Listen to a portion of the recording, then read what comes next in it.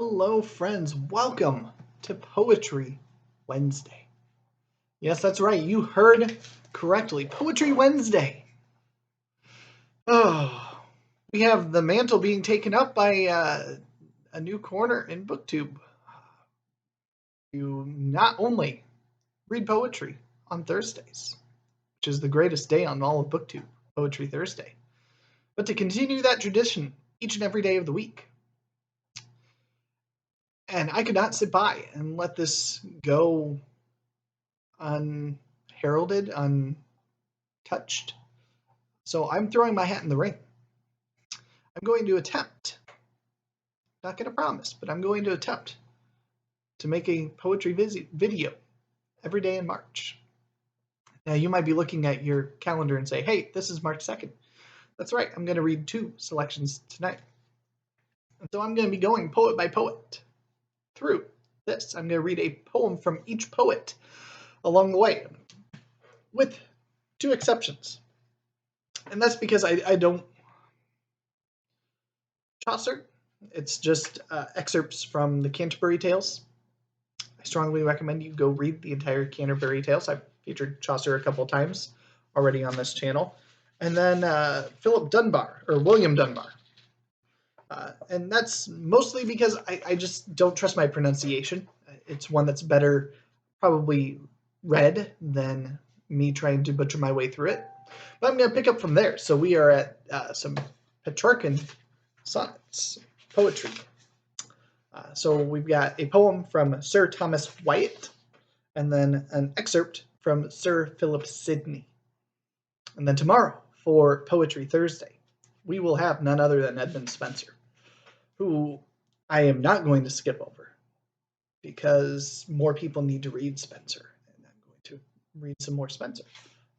He's got his archaic parts to his verbiage, but I far more trust my ability to read that out loud than I do Chaucer, for instance. So for Sir Thomas Wyatt, we have They Flee From Me. They flee from me that sometime did me seek, with naked foot stalking in my chamber. I have seen them gentle, tame, and meek. They now are wild, and do not remember that sometime they put themselves in danger to take bread at my hand, and now they range, busily seeking with a continual change. Thanked be fortune, it hath been otherwise, 20 times better, but once in special, in thin array, after a pleasant guise, when her loose gown from her shoulders did fall, and she me caught in her arms long and small, and therewithal sweetly did me kiss, and softly said, Dear heart, how like you this? It was no dream, I lay broad waking, but all is turned, through my gentleness, into a strange fashion of forsaking, and I have leave to go, of her goodness, and she also to use newfangleness. But since that I so kindly am served, I fain would know what she hath deserved. And then from Astrophel and Stella by Sir Philip Sidney. So we have part 1, and then we're going to have a part 51. So you're going to get just 2 little excerpts from this one. Loving in truth and fain in verse my love to show, that she, dear she, might take some pleasure of my pain. Pleasure might cause her read, reading might make her know, knowledge might pity win, and pity grace obtain. I sought fit words to paint the blackest face of woe, studying inventions fine, her wits to entertain, oft turning others' leaves to see if thence would flow some fresh and fruitful showers upon my sunburned brain. But words came halting forth, wanting invention's stay. Invention, nature's child, fled stepdame study's blows, and others' feet still seemed but strangers in my way. Thus great with child to speak, and helpless in my throes, biting my truant pen, beating myself for spite. Fool, said my muse to me, look in thy heart and write. So sonnet 51, or stanza 51. Who will in fairest book of nature know how virtue may best lodged in beauty be?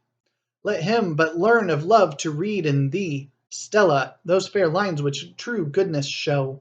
There shall he find all vices overthrow, not by rude force, but sweetest sovereignty of reason, from whose light those night birds fly, that inward sun in thine eyes shineth so, and, not content to be perfection's heir, thyself dost strive all minds that way to move, who mark in thee what is in thee most fair. So while thy beauty draws the heart to love, as fast thy virtue bends that love to good, but desire still cries, give me some food.